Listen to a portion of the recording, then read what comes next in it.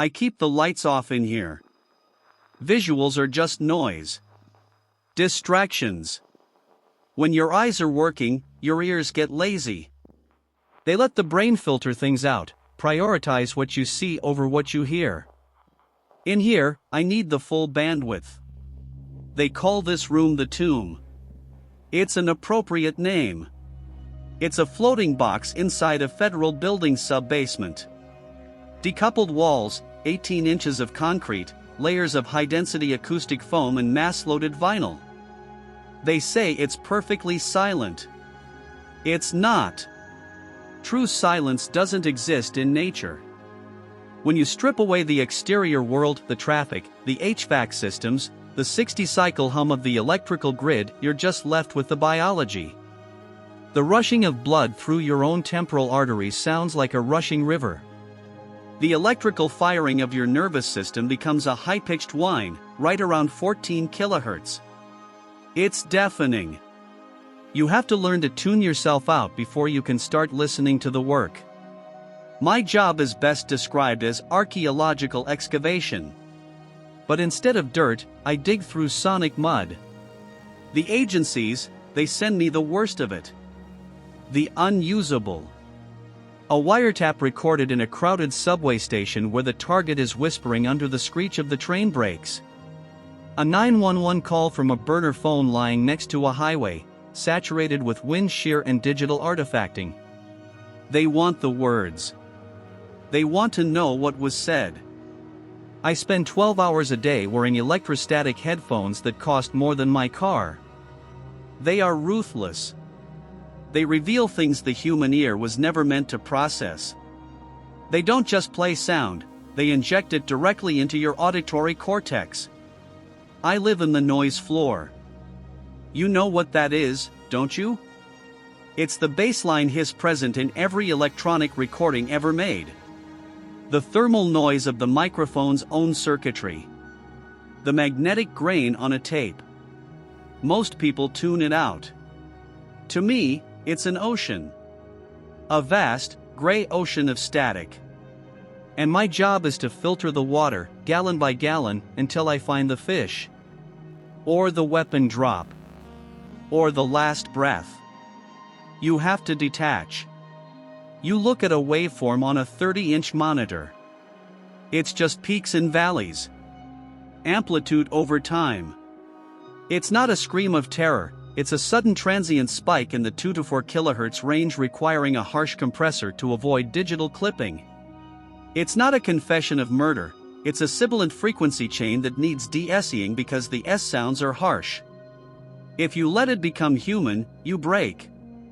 I've seen good engineers break. They start hearing the work when they're trying to sleep. I rarely break. I like the technical challenge of it. The surgery. 4 days ago, a courier arrived. He had a locked Pelican case handcuffed to his wrist. Inside was a single, military-grade solid-state drive in a tamper-evident bag.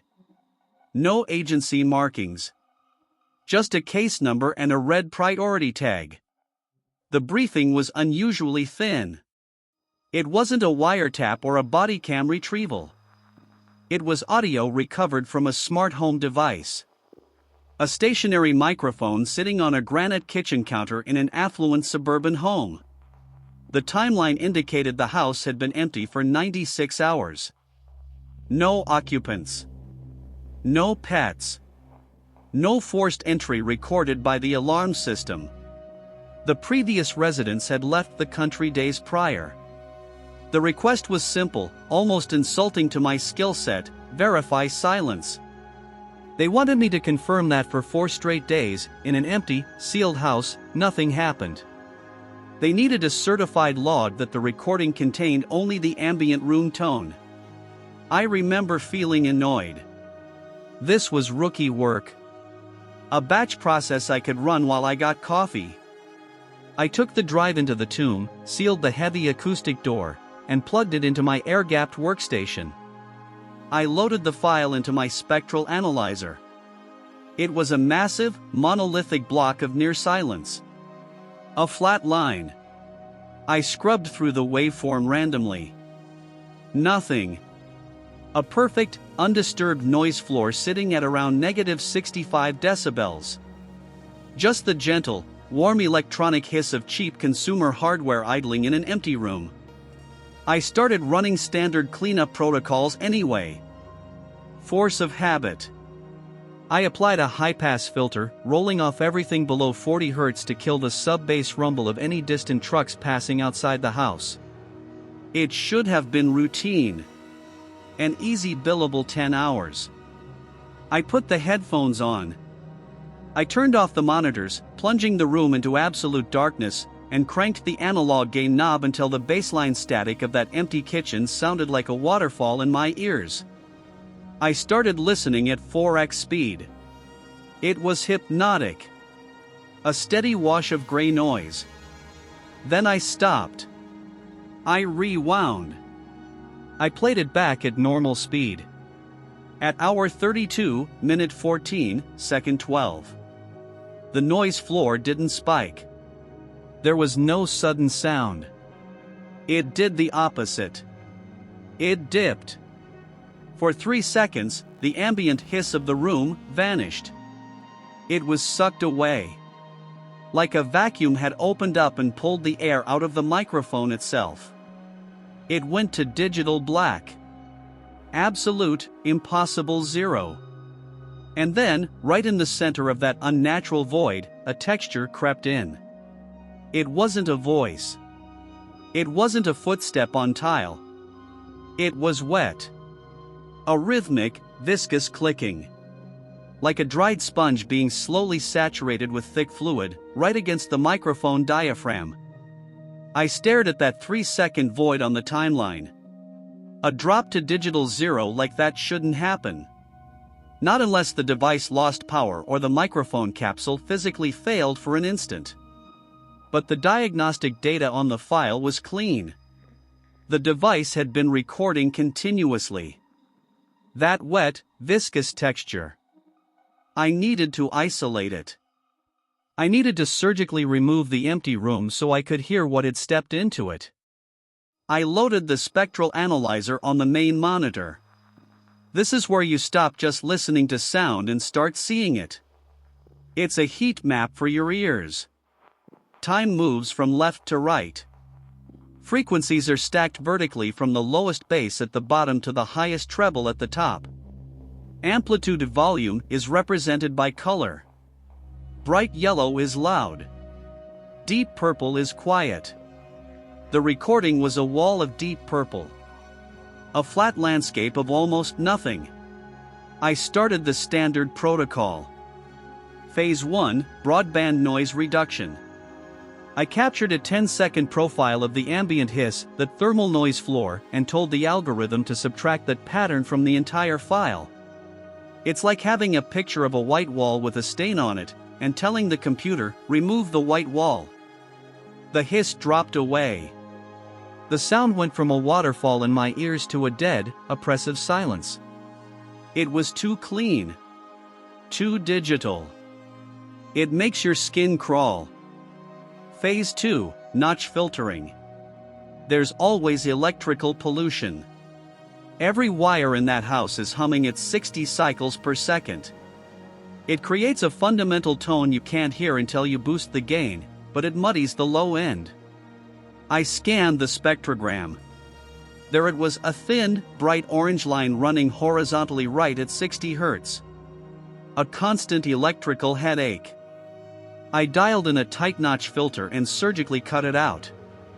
I did the same for a persistent drone around 120 Hz, probably the compressor of a refrigerator in another room, vibrating through the floor joists. Now the recording was clinically dead. I'd stripped away the house, the electricity, the atmosphere. I went back to that 3-second void. I cranked the analog gain on my console until the VU meters were peaking red, screaming at me that the signal was clipping, even though there was nothing there. And then I heard it. Not with my ears, but with the pressure sensors in my sinuses. It was way down in the infrasonic range. Below 20 Hz. The human ear isn't built for it. You feel it more than you hear it. A very slow, very heavy pressure wave moving through the air. I boosted the sub-bass frequencies by 20 decibels. A dangerous amount of gain. If a real sound had happened at that moment, it would have blown the drivers in my $5,000 headphones. A rhythm emerged from the noise floor. It was agonizingly slow. Maybe 4 beats a minute. It sounded like large bellows. Giant, wet leather bellows slowly expanding and contracting. It had that same viscous texture I'd heard before, a thick fluid shifting inside a membrane. I froze. I stopped breathing, so my own body noise wouldn't bleed through the open-back headphones. This wasn't a refrigerator. It wasn't the wind. It was organic. And it was impossibly close. You learn about acoustic shadows in this job. Sound is physical. It's waves moving through air. When those waves hit a surface, a wall, a granite countertop, a human body, they bounce off. The time it takes for the reflection to return tells you the shape and size of the room. We call it the room's impulse response. I ran an acoustic modeling algorithm on the file. The computer analyzes the microscopic reflections of that background hiss bouncing off the walls. The data came back with an anomaly. The room wasn't empty. According to the acoustic return, there was a large mass standing directly in front of the microphone. A soft, absorptive mass. About 6 feet tall. 3 feet wide. It was soaking up the high frequencies, creating a dead zone in the sound field. An acoustic shadow. I went back to the waveform. I started scrubbing through the file, hour by hour, looking at that infrasonic rhythm. It wasn't just there for 3 seconds. It was there for 40 minutes. From 2 a.m. to 2:40 a.m. Something, had stood motionless in that pitch-black kitchen, right against the counter, inches from the smart speaker. It hadn't shifted its weight. There was no creak of floorboards. No rustle of fabric. Just that slow, impossibly heavy respiration. And then, I found another artifact. Buried under the breath. A very faint, high-frequency metallic click. It was sharp, almost surgical. I isolated it. Slowed it down. It wasn't a switch. It wasn't a gun cocking. It sounded like 2 pieces of highly polished metal sliding against each other, lubricated by something viscous. Like heavy shears opening slowly. My hand hovered over the delete key. I've cleaned up recordings of cartel torture sessions. I've listened to the black box audio of pilots screaming as they hit a mountain. None of it made my stomach drop like this. This was wrong. The physics of it were wrong. I reached for my coffee mug, and my hand brushed the desk lamp. It made a tiny, metallic ring. On the recording, that slow, rhythmic breathing stopped. I wasn't playing the file. I was paused at 2:35 a.m. I pulled the headphones off my head, gasping. The silence of the tomb crushed in on me. My heart was hammering against my ribs, a frantic drumbeat in the quiet. It was just a coincidence. A sympathetic vibration in the headphone driver. Had to be. I put the headphones back on. Silence. The digital void. And then, very slowly, the wet breathing started again. But it was louder now. Closer. And it wasn't coming from the left or right channel. It was centered in my skull. And it was accompanied by a sound I hadn't heard on the recording before. A voice. Low, guttural, synthesized from the noise floor itself. It whispered my own name. I don't know how long I sat there with the headphones resting on my collarbones. 10 minutes? An hour? Time gets slippery in the tomb. Eventually, the training took over. The protocol. You don't categorize the data, you process it. You don't ask what it is, you clean it up and ship it out. I went back to the timeline. I didn't listen to it again. I didn't have to. The waveform was burned into my retinas. I bounced the processed audio, the wet breathing, the metallic clicking, the acoustic shadow of that thing standing by the counter, down to a single, encrypted FLAC file. I burned it onto a hardened Blu-ray disc. Then I initiated the wipe sequence on my local drives. DoD 5220.22M standard. 7 passes of random zeros and ones, overwriting every sector until there was nothing left but digital ash. The courier came back the next morning. Different guy, same cheap suit, same dead eyes. He unlocked the Pelican case, took the disc, and secured it. He didn't ask if it was clean. He didn't ask what I found. They never do. The agency paid the invoice within 2 hours. The file number was marked closed in my project queue before lunch. It was just data to them. Another packet moving through the dark pipes of the bureaucracy. But it wasn't just data to me. I still work in the tomb. I still fix bad wiretaps and clean up 911 calls. But I don't keep the lights off anymore. I installed a bank of high-lumen LEDs. It gives me a headache, but I prefer the headache to the dark. And I can't stand the silence. I used to crave it. It used to feel like purity. Now, it feels like waiting. I had to bring a white noise machine into the bunker. It sits on my desk and plays the sound of rain on a tin roof, 24/7. It's artificial, repetitive, and grating. It raises the noise floor in the room just enough to drown out the subtle things. Because when it's truly quiet now, I don't hear peace. I hear the substrate. I hear the architecture of the silence. I go home to my apartment, and I can't sleep without a fan running on high. If I turn it off, the baseline hum of the city drops away, and I start hearing the plumbing inside the walls. Not the water flowing, but the friction of the copper pipes expanding and contracting against the wooden studs. It sounds too much like cartilage shifting. I hear my own refrigerator compressor, and instead of a mechanical hum, I hear that slow, infrasonic bellows rhythm. Most people live their entire lives in the mid-range frequencies. They exist between 300 Hz and 8 kHz. That's where human speech happens, where traffic noise lives, where music is mixed. They keep their lives loud so they never have to hear what's living underneath the noise floor. They think silence is just an empty space, an absence of sound. It isn't. Silence is a canvas. And it's already full. We are just usually too loud to notice the other occupants of the room. That recording, that empty suburban kitchen, it wasn't an anomaly. It wasn't a ghost story. It was just a moment where the world got quiet enough for a sensitive microphone to catch what's always there. Standing just outside your peripheral vision. Breathing just below your hearing threshold. It's physics.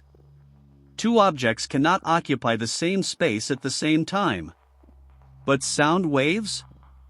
They can pass right through each other. We are walking through them every day. You think I'm cracked. Burned out by too many hours in a windowless room. That's fine. Skepticism is a healthy defense mechanism. It keeps you in the mid-range. But if you really want to know, try something for me tonight. Wait until the house is asleep. Wait until the traffic dies down outside. Go into your quietest room. Close the door. Turn off the lights. Put on your best pair of headphones, the big over-ear ones that seal out the world.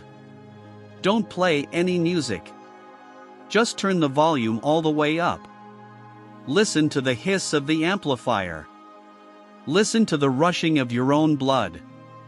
Wait for 10 minutes. Don't move. Don't breathe. Force your brain to stop filtering out the background. Wait for that baseline hiss to drop away. Wait for the vacuum to open up. And when you hear that wet, slow clicking sound start up in the corner of your own room, don't take the headphones off. It knows you're listening now.